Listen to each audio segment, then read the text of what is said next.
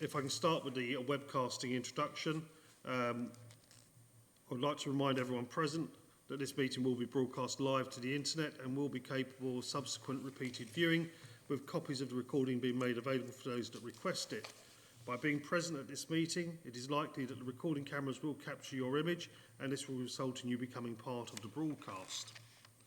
You should be aware that this may infringe your human and data protection rights, and if you have any concerns, then please speak to the webcasting officer. Members, I don't need to remind you that when you're speaking, you should turn the microphone on, and when you've finished, you should turn the microphone off. Apologies for absence. None received, Chairman. Thank you very much. I think we have Councillor Sam Kane, who is with us tonight online, so that should be noted. Declarations of interest. Any members with declarations of interest? No? Okay.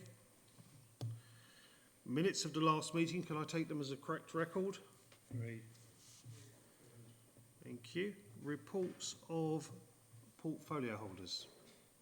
Okay, Councillor Patel, I will go first because I think my report takes precedence in this case.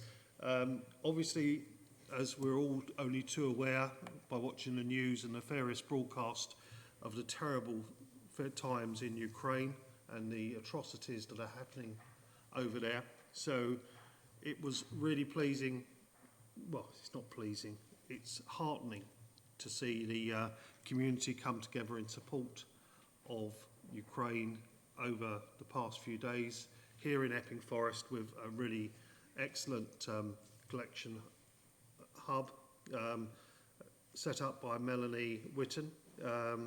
But I have to say, as part of our community, I'd like to thank our staff as well. Nick in particular has done sterling work and put so much contribution of himself and his time into being part of the efforts that have gone on over the past weekend, and I really do thank you, Nick, personally, along with other members of staff, including Lee and his children. Paula McGuinness has been very active, Jill Wallace, Wendy Coxbill, and just too many to mention, including youth councillors as well, who have been present, helping out, and even I got involved in a human chain loading a lorry yesterday, along with Nigel and many of his friends who came along to assist as well. So I think it was a really sterling effort by everybody. The most important thing is the community coming together. And one of the things that's really struck me is everyone wants to feel that they're doing something. I think that's the message that comes across. We all stand with Ukraine against the barbaric attack that they're under. And it was just great to see people coming together. Actually, at least it brought everyone together. And if anything can come from this, that's what it will be. But Nick, thank you. Thank you to all our staff. It's really appreciated. And again, most importantly, I think it's that we give thanks to all those residents of Epping Forest who brought along contributions, much needed, incredible effort by everybody, and those incredible volunteers as once again coming to the aid of others, which I think shows Epping Forest at its best. Okay, I'll move on to other reports of Cabinet members. Councillor Patel. Thank you, Chairman. And just a verbal update on some good news, actually. PCN North, which is the consortium of Epping, Waltham Abbey, Ongar, Abridge and Northfield GP practices, has commissioned Community Culture and Wellbeing to host two posts, a social prescriber and a health and wellbeing coach. The total funding that we will be awarded is £84,152. This will cover in full 2 Grade E posts for a 12-month pilot period, plus a management fee for us. Through this arrangement, we will be able to deploy the post holders to work from the civic offices in Epping, the Waltham Abbey Community Hub on Ninefields in the Leisure Centre, and from Norway House, etc. So a resource that will support our Epping Forest health and wellbeing strategy and the whole health inequalities agenda. The details of the posts are the health and wellbeing coach supports people to take proactive steps to improve the way they manage their physical and mental health conditions based on what matters to them. They support people to develop their knowledge, skills and confidence.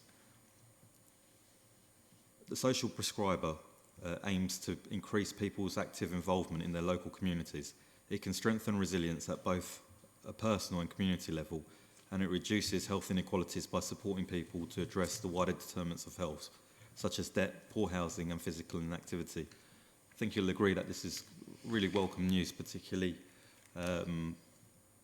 when considering the great work that we do in the community culture and wellbeing field. Great, thank you, Councillor Patel. That certainly is really good news for Epping Forest, so thank you for that report. Councillor John Phillip. Thank you, Chairman. We're now into the 4th month since the final accounts for 2020-2021 should have been signed by our auditors. Yet, unfortunately, they still remain unsigned and are likely to do so for many more months. The reason for the delay rests with the auditors themselves. The situation is not unique to us, nor in fact to our auditors. The same situation is being replicated up and down the country and is replicated within all the big accountancy firms. It's largely a lack of professional, qualified and experienced staff in the accountancy and audit profession. The government is aware, as are the professional bodies, and work continues to provide respite and long-term solution. Unfortunately, there are no quick fixes, and delays to the audit process look likely for the next few years. We're working with our auditors to find a local solution, but it appears that we're unlikely to see an audit conclusion until the latter half of this year. In the meantime, this is putting pressure on the finance team, creating delays in closing the accounts for 21-22, and also increasing our costs. I will keep the Cabinet informed of progress. Thank you very much, Councillor Phillip. That's certainly a problem that many councils up and down the country are facing at the moment, and one of great concern, particularly when we've done our side of the work in good time. And whilst I accept from the auditor's point of view there's a shortage of skilled workforce, I would still put it in the category of not good enough from the auditor's point of view. And we will obviously make our representations accordingly. Chairman, we are being robust with our auditors, and Mr Hargrove and Mr Small have also spoken to the commissioning body as well, so we are doing everything we can and making it very clear that delays that are not down to our fault should not incur greater cost for us. Exactly. I would expect nothing less than robustness. Thank you very much. Item 6, public questions and request to address the Cabinet. None received, Chairman. Okay, thank you very much. A report of overview and scrutiny. Councillor Sartin has passed on her apologies for this evening. There is no update from overview and scrutiny because they're yet to meet. So, members, if we can just note that item. Thank you. Item 8 is the Council House Building Committee, Cabinet Committee, 13th of December, retrospective. Councillor Holly-Whitbread. Thank you, Chairman. Minutes as written. Obviously, we've got another Council House Building Committee tomorrow evening. So these are very much retrospective minutes. So I hope Cabinet had an opportunity to read them and approve them. Thank you. Okay. Members, are we happy? Thank you very much. Okay. Item 9. EFDC Sustainability Guidance Volume 3. Councillor Bedford. Thank you, Chairman. Yes, this document is the last in a suite of 3. There are 2 recommendations in the paperwork there. But first of all, I'm very pleased that one of our officers, Merve, has produced for me an update for members. So the Sustainability Guidance Volume 3, Refurbishment and Extensions, is the 3rd in a suite of guidance documents prepared to provide practical and technical advice on high-quality sustainable development. It follows on from the commitment made by Epping Forest District Council in September 2019 to become net zero carbon by 2030. Volumes 1 and 2 of the guidance were prepared last year and endorsed as material planning considerations by EFDC Cabinet in March 2021. They are being used by planning officers in the determination of major and minor planning applications. The Volume 3 guidance document looks specifically at refurbishment or extension work being done to an existing home. The overwhelming majority of existing homes, if not all, were designed for climatic conditions prevalent at the time of build, rather than the climate that we can expect to experience now and over the coming decades. This means that much of the housing stock will not deliver levels of comfort, safety and resource efficiency required in the 21st century. It's predicted that 70% of the housing stock in 2050 will consist of the buildings that exist today. As climate changes, our housing stock will become increasingly inappropriate.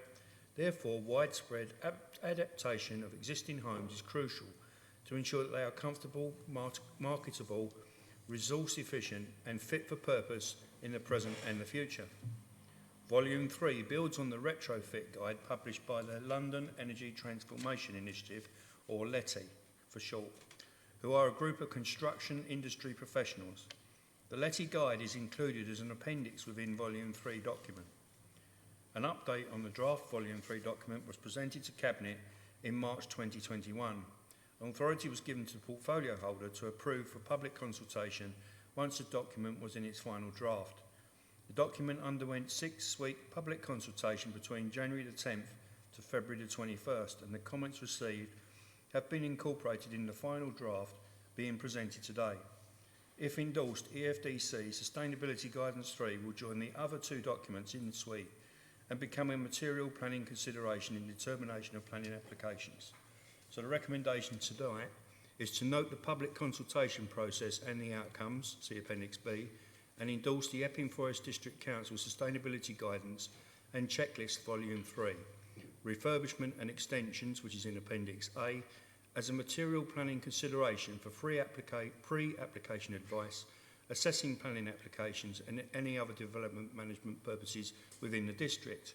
And 2, to agree that Planning Services Director, in consultation with the Planning and Sustainability Portfolio Holder, be authorised to make minor amendments to the EFDC Sustainability Guidance and Checklist Volume 3 refurbishment and extensions. If there's any questions, we have Merve online this evening. Thank you. Thank you. Members of the Cabinet? Councillor Phillip. Sorry. Thank you, Chairman. Apart from commenting on the size of the agenda, the inclusion of all this in and the amount of paper that it generated sort of going against the sustainability guidelines itself, it might, if we come to a situation like this again, be useful to actually have the agenda as is, but links to supporting documentation which don't need to go out with the rest of the agenda. I'm fully in favour of this. I think being able to put guidance for people when planning applications are in for extensions and the like is a very useful thing. It certainly complements the 2 existing volumes that we've seen already. I noted in some of the comments to do with permitted development. Just because it's permitted development doesn't mean that people should ignore this. They can, but it doesn't mean that they should. It's a good level of guidance, and I think it's a useful addition to our planning suite. Good, thank you. Any other members? Councillor Heap. Thank you. Yes, it's a very well written thing. It's a fantastic thing.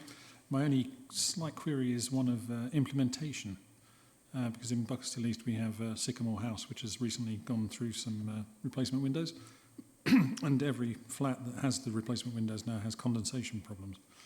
And on page 236 it says that it's recommended that all trickle ventilation is now or will be phased out. So we need to be very careful about how these are retrofitted, particularly to council buildings. So that's about it, really. Thank you. Councillor Bedford, did you want to come back on that? No, fair points noted. Unless Merve's got something to comment on, that's noted. Thank you. Merve, would you like to comment at all? Just to say that, sorry, can you hear me? Yeah, we can hear you well. Yeah, okay. So thanks. Just to say that, yeah, I also note the comment. And we very much in the guidance try to approach the question of retrofit and refurbishment as a holistic project. So keeping in mind that even if there are individual elements of the house being kind of refurbished, that the whole home has to be taken into consideration, and that's the kind of most efficient way to carry out a project.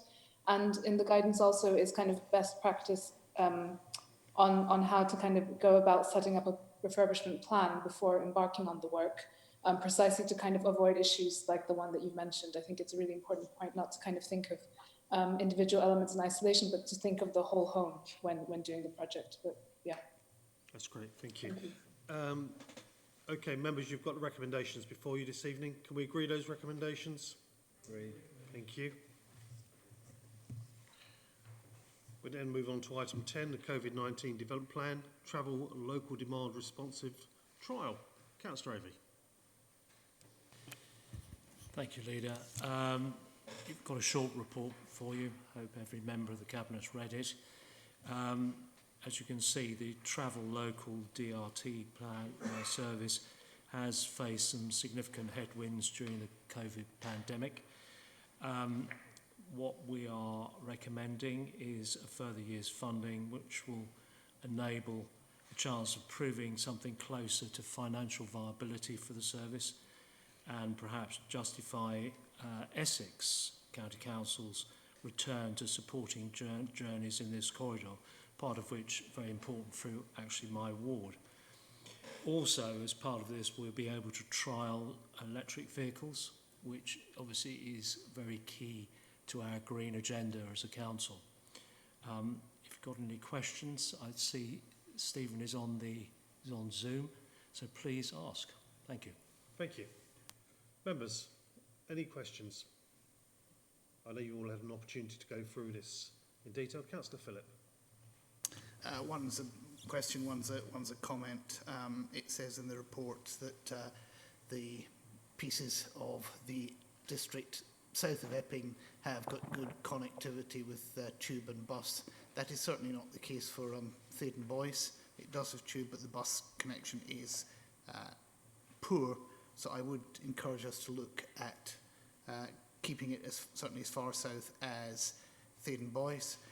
And it comments in here about bringing financial support from Harlow towards this, given the level of interest from Harlow.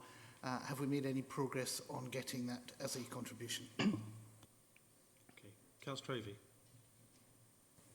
Thank you for that, Councillor Phillip. The first part of that is noted. I would ask Stephen if he wants to comment on the second part of your question. Yes, also noting the first, thank you. Harlow, informally, yes, no conclusion as yet, but I think we've laid out a case they should listen to. Thank you. Any other members? Okay. Councillor Sam Kane. Thank you, Leader. I just want to implore that should members be minded to support this, and I think it's very important that we do support this. It's essential that this initiative is given a fair crack of the whip. I believe myself that it's going to be an integral part of the excuse me, an integral part of the new transport required to move forward with all the carbon zero constraints, etc. But I would ask that it's backed up with a very strong PR and publicity to make sure that as many people get to know about this as possible. Thank you. Thank you, Councillor Kane. Wishing you well soon. Councillor Pond. Yes, Leader.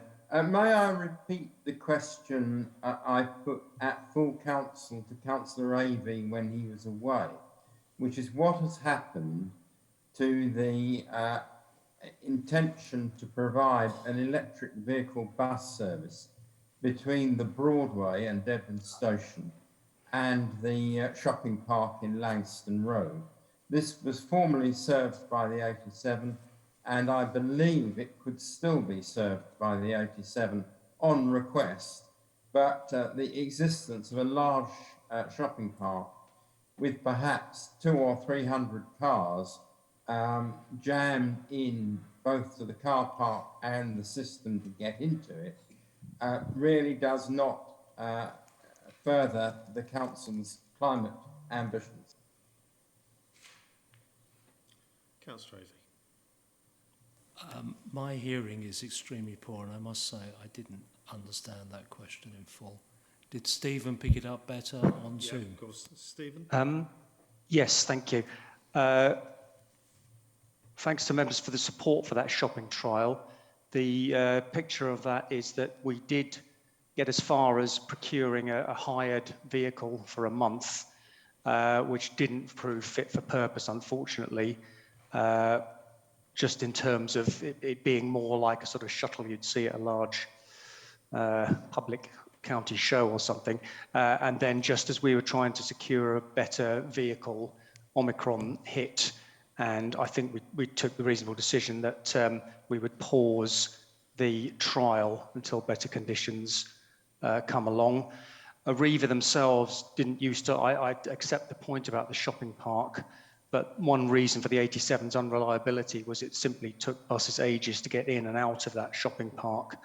But maybe a smaller, more nimble vehicle could do that. So we will certainly be trialling EV vehicles on the Dart 87 and revisit the shopper shuttle, which there was resident interest based on anecdotal feedback I gathered, and when Epping Forest Community Transport spoke to some of the public there. Thank you. Okay, Councillor Whitehouse. Thanks, Chairman. Yes, I can't imagine many worse circumstances for launching a bus service, so it is worth giving a fair trial too. There's lots of useful information in here. The one thing that I don't think is in here is the actual number of passenger journeys. And I make a sort of stab at working that out from the revenue and the numbers of registrations, but it would be useful to know of the registrations of interest, how often those registrants were using the service. I mean, I'm not clear whether by extending it, we're extending the existing service, or whether we're actually looking to make the improvements recommended in the report, for example, about making the registration process a more user-friendly experience and making it closer to a real demand-responsive transport type experience. I mean, the sort of feedback I've had on it has been that the need to pre-book, the need to register, the fact you can't just pick it up at a bus stop has made it all a much more...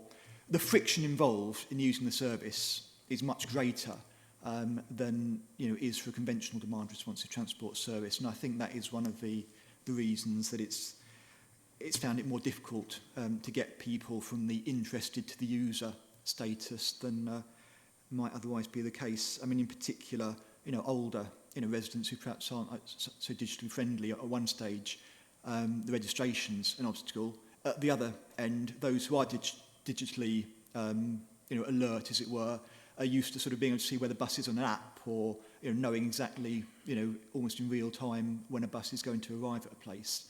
And we're not quite there either. So are we actually looking to improve the user experience as well as replicate the existing year? Thank you. Councillor Avey. I probably should hand over to Stephen on that, though I read it the same way, that we're trying to improve the service and make it more like a proper DRT service. But Stephen, if you'd like to comment further. Yes, thank you. Yes, I accept the fact that that two-stage process has possibly lost us some users, but as has rightly been stated, the conditions under which, the timing on which people were registering may have meant they were simply nervous about travelling and parked that in their minds for a later time. There actually is an app function, which I should have stressed more, that it is possible to track the vehicle. And also, and I think this is perhaps back to Councillor Kane's point, the percentage of those registering using it is low, which is a function of marketing. And then, as I say, sometimes unfortunate timing with, going back into lockdown or Omicron surging just as people were getting ready to get into the mindset of travelling again. So those are all points noted, and we will act on those and make sure that in the promotion as well, especially the one about the app tracking the vehicles. Okay, thank you. Councillor Patel. Thank you, Chairman. So, subject to a positive trial, where do we go next with this? What is the long-term aspiration from this project? I mean, the reason I'm asking is particularly around the actual running cost of the service. That at the moment we're committed to run it till 31st of March 2023, but thereafter, what is it that we're looking to do next moving forward? Councillor Ovey. Again, I think that's probably a question Stephen might like to provide his view on, but clearly the objective is to have bus services. And there's a lot going on, obviously the government's initiative as well, which we need to tie in with. The basic role of all this is to get a better bus service across the district, serving our rural and towns, rural areas and towns. I think this is a step in that direction, and an important one to show proof of concept. Okay, thank you. Steve, Stephen, would you like to make comment further? I think that's a fair summary. Councillor Avey, you mentioned yourself that this could be a means to bring Essex back to the table, to re-establish this even as a formal standard bus route. I think we've proved there is still interest in this, and we've done it at a lot lower cost than we were in subsidising the 87. So it's not a full DRT in the sense of Herts links. And by the way, I've highlighted in there at least 1.4 million in funding plus Section 106 plus other HCC money to do that East and North Herts DRT, which is in line with what a DRT should be in terms of a solely app operation, hailing by app, closer to on demand than we've been able to deliver. So I think Councillor Avey is a stepping stone in both directions, back to supporting bus services of a standard nature and moving towards a fuller DRT. Great, thank you very much. Councillor Ovey. If I could go back to Councillor Kane's point, I think it's key here that we get the communication right, because obviously we need to get more people who know, to get them to know about this service. And also, if you look at the current climate with energy costs, more people may be looking to use public transport because they can't afford to fuel their cars anymore, especially in rural areas. So we do need to up our game, because the energy crisis will probably continue for a number of years, I would imagine. Good point. Okay, members, you've got the recommendations as set out. Can we agree those recommendations? Agreed. Thank you. We then move on to item 11, which is the allocations policy on pages 305-422. Councillor Holly Whitbread. Thank you, Chairman. And this is a series of reports this evening by me in relation to our housing policies. So members this evening will be aware that we've gone through various rounds of consultation with members of the public, members of this council, and through the various scrutiny processes. And the first policy we're looking at this evening is allocations, the allocations policy, and the basic principle stays the same. We are putting local people first in terms of our allocations. So you have to have lived in Epping Forest for 7 years to be eligible for a property in Epping Forest. So in terms of the policy and how it's changed, there are 5 major changes and 11 minor changes. Just looking at the major changes, so medical priority, currently only 2 awards. There's emergency, which is Band A, and moderate, which is Band C. The recommendation within this report says that we're aligning it to a Band B, which is urgent. So we have Band A, emergency, Band B, urgent, Band C, moderate. Also, we're looking at under-occupiers, and I think this is a particularly important project for the next couple of years. So looking at them properties which are currently over-occupied. So when you've got one elderly person or a couple in a large family house, trying to encourage them to downsize. And we are introducing a financial incentive of £500 in order to try and encourage people to do so. Also, in terms of homeless households, which currently go into Band B, we're looking at a review and a change there, and auto bidding will be put up to place after a period of time to prevent people from becoming stuck in that place. So and also looking at local lettings plans. So in terms of the project we're doing on St John's Road, so looking at key worker accommodation and also opportunities for kind of shared ownership as well within that. And also looking at behaviour and arrears in terms of, at the moment, we have a blanket ban. And I know we've gone through quite an extensive discussion around this. If someone breaks the rules, it's a blanket ban. And now we're looking at more of a risk-based approach. and there are a number of minor changes which includes complying with the Domestic Abuse Act. So I'm happy to take any questions on this report this evening. I'm sure members would have read through it, and as I say, we've had extensive opportunity to scrutinise. Thank you. Yeah, thank you, Councillor Whitbread. Any members wish to ask any questions? Councillor Phillip. Oh, sorry. Thank you, Chairman. No, I'm very happy with this. I think it's a sensible thing to do. I do just wonder with recommendation 4 why we're couching it as no later than 5 years after date of publication rather than actually saying that we should be doing this in the council year leading up to 2027, because that will actually make sure that we've got it in place in good time for the next iteration of it. Yeah, thank you. Good point. Councillor Whitbread. Thank you, Chairman, and thank you, Councillor Phillip. I think that's a sensible recommendation. I'd be happy to accept that if members agree. Thank you. We'll come to that when we do the recommendations shortly. Okay, I've got Councillor Sam Kane. Thank you, Chairman. I just wondered if it's this item or the next item, or is it too early to discuss? Because obviously it's likely to be a county initiative. Just thinking about the likelihood of an influx of refugees from the Ukraine disaster that's going on at the moment. Is that likely to impact what we're doing here or in the next item? Or are we waiting to see what county you're going to lead with? Thank you, Councillor Kane. I think that's a really good question. And I'll go straight to Councillor Holly Whitbread. Thank you, Chairman, and thank you, Councillor Kane. And this is something that we're certainly mindful of, and I have spoken to Jen today. I think the answer is that we wait and see what the demand is from us at the moment, and we review it once the government have approached us. Thank you. Thank you. Councillor Sunga. Thank you, Chair.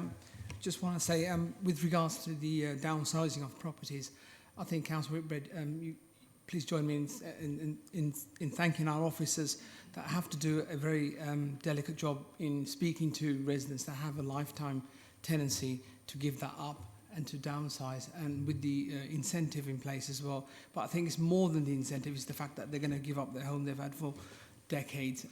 So if you could join me in thanking the officers that are doing a good job at the moment. Thank you. Thank you. Councillor Whitbread. Thank you, and actually I think we should be thanking the tenants who consider doing this as well. I remember when I was first elected as a councillor 6 years ago now, it was one of the first things that we discussed when I was on the then Community Select Committee, and I know it's always been a key challenge trying to get people to downsize, particularly when they've been on lifetime tenancies and perhaps lived in a family home for their whole life. So it is a major challenge, and it's not going to be easy. I think we've got to be realistic about that fact, that for a £500 incentive isn't necessarily going to be an easy way to get people to downsize, but I think it's an important piece of project work.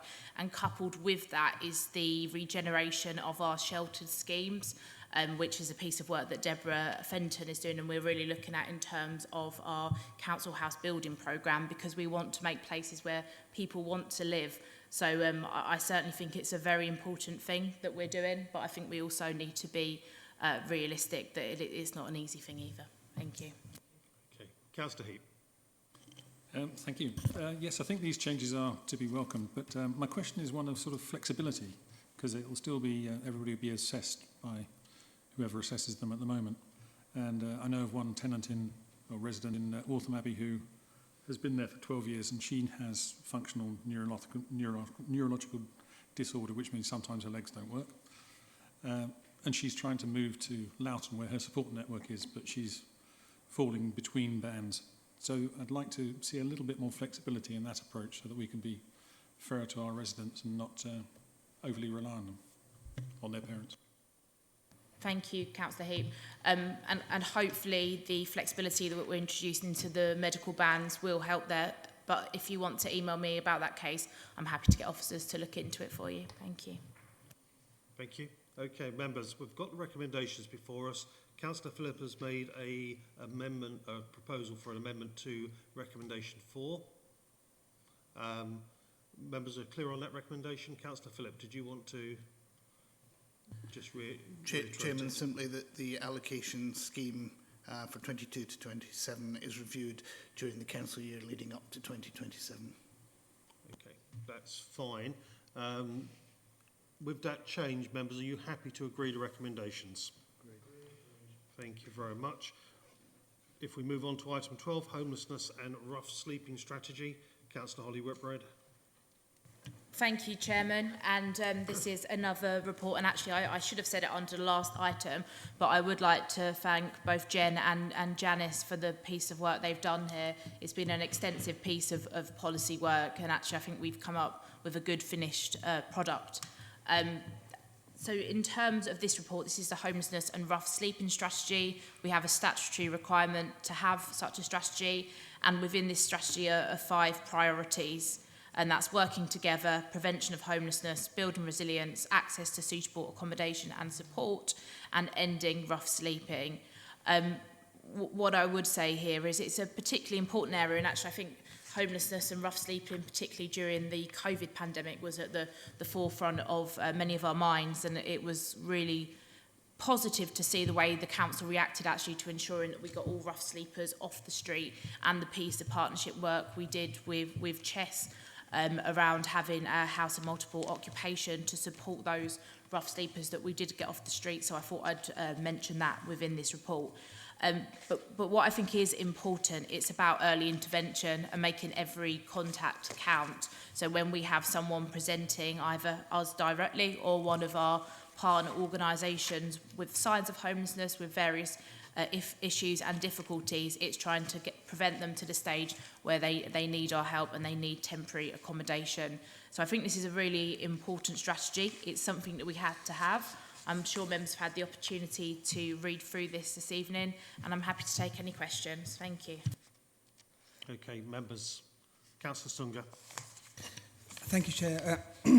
Councillor Whitbread, in relation to preventing homelessness, when we do find ourselves trying to get a home for a homeless person, one of the things that we must be mindful is that we ensure we hold that person's hand right the way through with getting them the applications filled in and their universal credit, etc. Being from the private rented sector myself, I know for a fact that some of them do fall through the gaps. Is there any things that we've got in place for that not to happen? Thank you. Councillor Holly Whitbread. Thank you, Chairman. And absolutely, that's a part of the early intervention, and every contact counts, kind of part of this strategy, making sure that when people present to us that they get the support they need, and also in terms of finding a suitable accommodation, whether that be through Norway House or whether we can help them in private rented accommodation also. So certainly that is something that we have. You see that operation going down in person downstairs, and also more virtually as well. Thank you. Councillor Patel. Thank you, Chairman. I think it's worth noting that obviously for this strategy to be successful, there is a large amount of partnership working that's required. And I think it's testament to the teams that I know from an example within my own ward, where the teams came together and worked with one another to support an individual, and we had a say successful outcome, but as successful as we could have had. So thank you to Jen and her team for the work that they did there in Buckstill. Brilliant, thank you. Councillor Whitbread. Thank you. Thank you. And I know the particular case which Councillor Patel is referring to, and actually I think there is an important role for the housing team in terms of kind of communication with key partners in such case, and that was a very complicated rough sleeping case. But actually, communication is absolutely key in these circumstances. Brilliant, thank you. Recommendations before you. Happy? Oh, sorry, Councillor Phillip. Just a couple of things, Chairman. Can I suggest we make the same change to recommendation 5 as we did to recommendation 4 in the last one? And just to say that I'm really looking forward to seeing Councillor Whitbread's introduction to the strategy, which is not yet there on page 432. Councillor Whitbread. It's on its way. And actually, one of the things I should have noted is for Councillor Phillip is that through this every contact count and early intervention, we're actually reducing the impact on the general fund as well. And actually, in the past year or so, we've managed to keep most of our homeless cases within Norway House, which is a minimal impact. Thank you. Not B&B. Councillor Phillip. That's a great news. Good. Okay, Councillor Bedford. Thank you. I'd just like to ask portfolio holder, Councillor Holly Whitbread, in the urgent housing need paragraph, it talks about 258 households who had lost their home. Have we done any work to find out why they lost their home, and can we monitor those trends to see if there's a trend as to why people are losing their homes? There's quite a lot there. We started with 567 households requiring assistance, threat of homelessness or whatever. It's just, I think one of the key factors going forward is going to be the cost of fuel. So it's going to be like fuel poverty. So I think we need to be trying to get ahead of that now to try and work out where these problems are going to be, and perhaps encouraging people to fit meters or cards at an early stage before they get into debt to try and help them through. Thank you. Thank you. Councillor Whitbread. Thank you, Councillor Bedford. I think that's a really important point, and you're right, the cost of living crisis will inevitably have an impact on homelessness within the district and beyond. I don't know if I can pass over to Jen just to talk about some of those patterns in terms of those who are presenting as homeless. Yeah, thank you.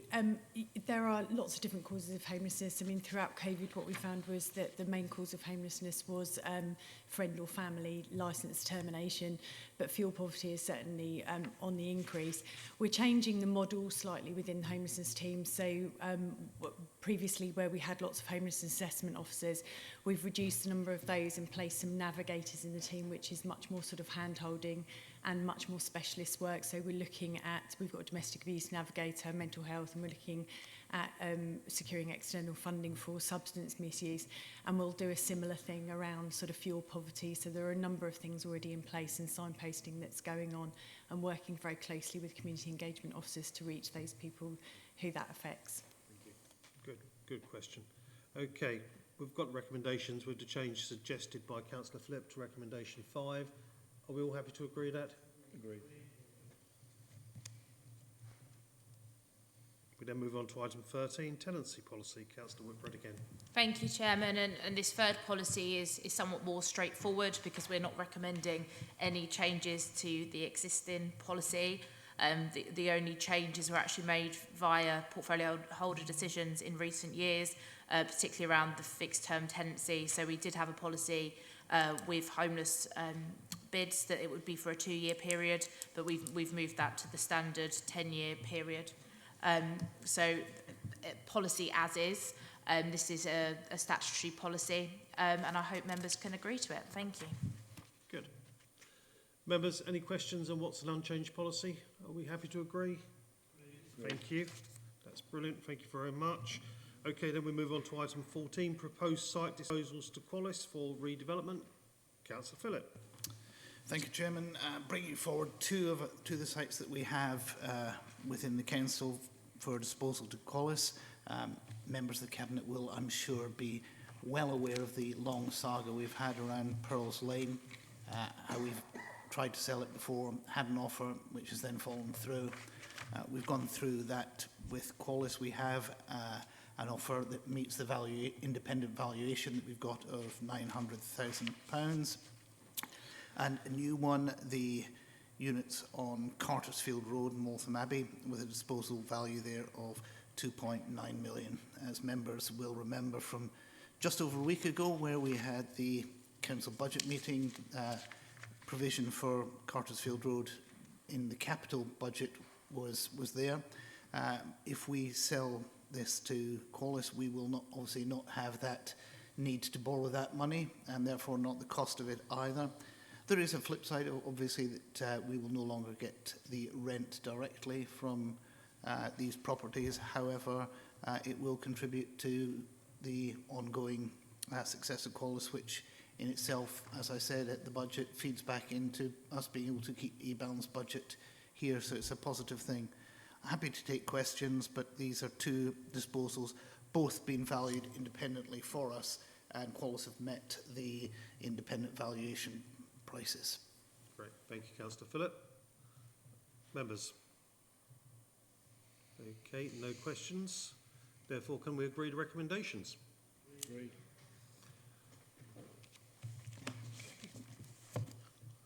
There is any other business. There's no reason to exclude the public and press, and therefore, at 7:45, I close the meeting. Thank